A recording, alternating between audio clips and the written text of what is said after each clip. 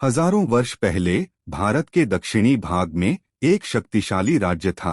इसे कोसल का साम्राज्य कहा जाता था। शक्तिशाली राज्य का राजा भी शक्तिशाली ही होगा, ऐसा ही विचार आया होगा आप सबके मन में। हाँ, आप सभी बिल्कुल सही सोच रहे हैं। एक शक्तिशाली राज्य का राजा बल्कि और कोई नहीं, दशरथ थे।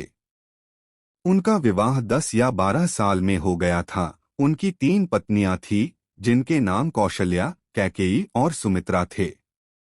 संतान प्राप्ति के लिए महाराज दशरथ ने अपने गुरु वशिष्ठ के कहे अनुसार एक दिव्य महायज्ञ का आयोजन किया।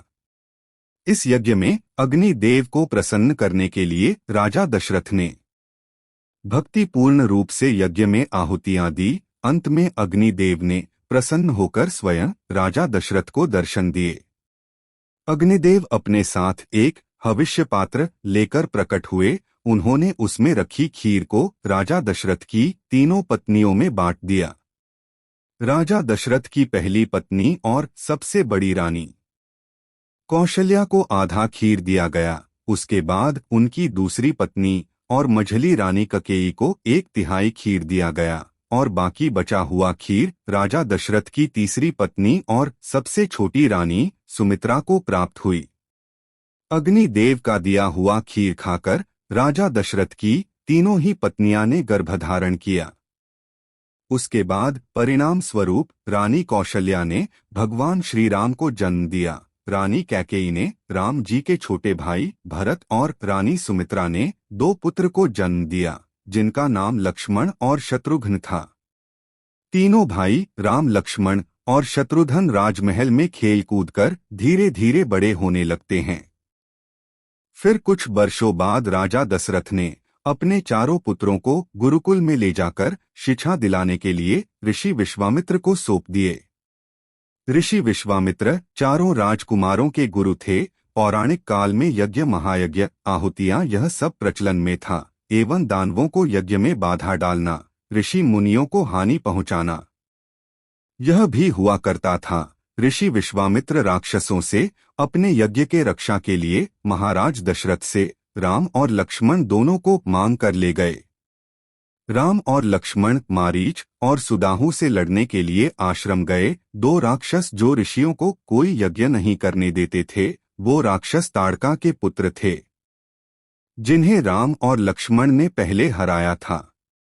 आश्रम पहुंचकर विश्वामित्र मुनि के शिष्यों ने एक भव्य यज्ञ की तैयारी शुरू कर दी। राम और लक्ष्मण पहरा दे रहे थे और दोनों राक्षसों की तलाश कर रहे थे। यज्ञ के 6ठे दिन दोनों दैत्य यज्ञ में विघ्न डालने आए। दोनों राजकुमारों ने राक्षसों के साथ एक शक्तिशाली लड़ाई लड़ी और अंत में राम ने मारीच और सुदाहु को 2 विशेष अस्त्रों से हराया। वे उस दिन के बाद के समारोहों को बाधित करने में सक्षम नहीं थे। उधर दूसरी ओर राजा जनक धनुष यज्ञ के लिए विश्वामित्र, राम और लक्ष्मण को आमंत्रित किया। वह तीनों यज्ञ के लिए राजा जनक की नगरी मिथिला जनकपुर के लिए निकल पड़े।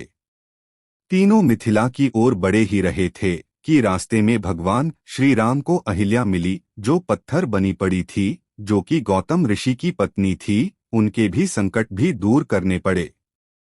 राजा जनक की पुत्री सीता, आइए हम आपको थोड़ा सीता देवी के बारे में बताते हैं। सीता देवी अपनी राजधानी मिथिला के साथ विदेह राज्य की राजकुमारी थीं। वह राजा जनक द्वारा मैदान खुदाई के समय में पाई गई थी। सीता को पृथ्वी की संतान और अपशकुन का वरदान भी माना जाता है। जनक ने उसे गोद लिया और उसे अपने रूप में पाला। राजा जनक की एक और पुत्री उर्मिला थी। सीता और उर्मिला एक दूसरे को बेहद स्नेह करते थे। जब सीता वयस्कता तक पहुंचती है तो जनक प्रतिज्ञा के अनुसार राजा जनक उनके लिए एक स्वयंवर का आयोजन इस शर्त के साथ करते हैं कि सीता केवल उसी व्यक्ति से शादी करेगी जो भगवान शिव जी के धनुष पिनाक को बांधने में सक्षम होगा। राजा जनक सीता के लिए एक योग्य वर चाहते थे।